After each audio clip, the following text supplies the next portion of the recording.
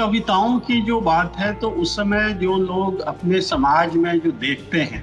और उस पे आपको अपने विचार व्यक्त करने की जिज्ञासा होती है। तो चूंकि आप स्कूल में पढ़ रहे होते हैं, बहुत बड़ा प्लेटफॉर्म नहीं मिलता है, तो एक लेखन एक बहुत अच्छा माध्यम है जिसके माध्यम से आप लोगों तक अपने विचार पहुंचा सकते हैं। परंतु वो बुक प्रकाशित नहीं हुई थी, अभी हुई है। मेरी जो फर्स्ट पब्लिश्ड बुक है वो मिनी एवरेस्ट से है और उसमें मैं बताऊं कि पढ़ लिख कर, जैसे मैंने शिपिंग में जॉब किया,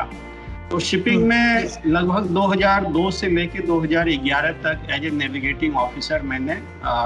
मर्चेंट नेवी में शिप पे सेल किया, जिसमें मुझे मौका मिला अराउंड मोर देन 50 कंट्रीज घूमने का। एट द सेम टाइम बहुत सारे ऐसे भी मौके आए जब मेरा शिप जो समुद्री तूफान होता है, स्टॉर्म, उसमें फंस गया और हम लोग बाल बाल बचे। कुछ ऐसे भी मौके आए जब कोलाइड दो शिप जब टकराते हैं, उससे बाल बाल बचे। आप लोगों ने भी सुना होगा कि जो बड़े बड़े स्टॉर्म आते हैं उसमें शिप डूब जाता है, कहीं टकरा जाते हैं, कहीं आग लग जाता है, कहीं ब्लास्ट हो जाता है, तो उससे डर भी लगता है।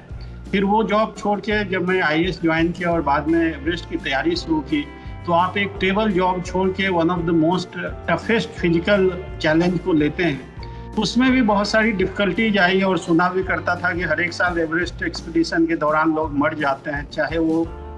ऑक्सीजन की कमी के कारण हो या थकावट के कारण हो या क्लाइंबिंग के दौरान स्लिप कर जाते हैं, गिर जाते हैं नीचे कई सौ कई हजार फुट खाई में। तो ये सब से देखिए, सब लोगों के जीवन में ऐसे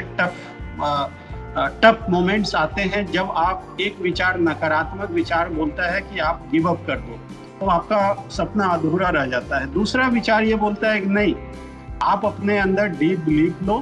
हार्ड वर्क करो और एक पॉजिटिव अप्रोच के साथ आगे बढ़ो, तो आपका ड्रीम पूरा होता है। मेरा भी यही मानना है कि अगर आप डीप बिलीफ के साथ प्लान्ड वे में हार्ड वर्क करेंगे तो ऐसा कोई काम नहीं है जो पॉसिबल नहीं है। और इसी चीज को हमने अपनी पहली बुक में दिखाया है पॉजिटिव विजुअलाइजेशन के माध्यम से, जो कि refined form of power of thinking है।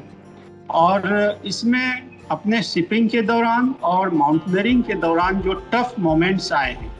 उसको पॉजिटिव विजुअलाइजेशन को साइंटिफिकली डिफाइन करने के बाद ये उदाहरण देकर हमने सब्सटेंशिएट करके युवाओं को मोटिवेट करने की कोशिश की है कि आप भी जैसे सामान्य परिवार से आते हो,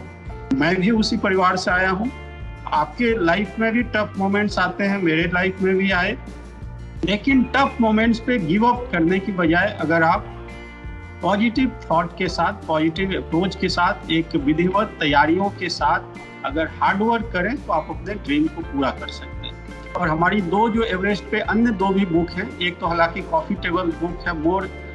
सीनरी देन डिस्क्रिप्शन है, बाकी दो मोर डिस्क्रिप्शन देन सीनरी है। तीनों का उद्देश्य यही है कि सोसाइटी में जो युवा हैं जिनको मोटिवेशन चाहिए, उनको मोटिवेट करना।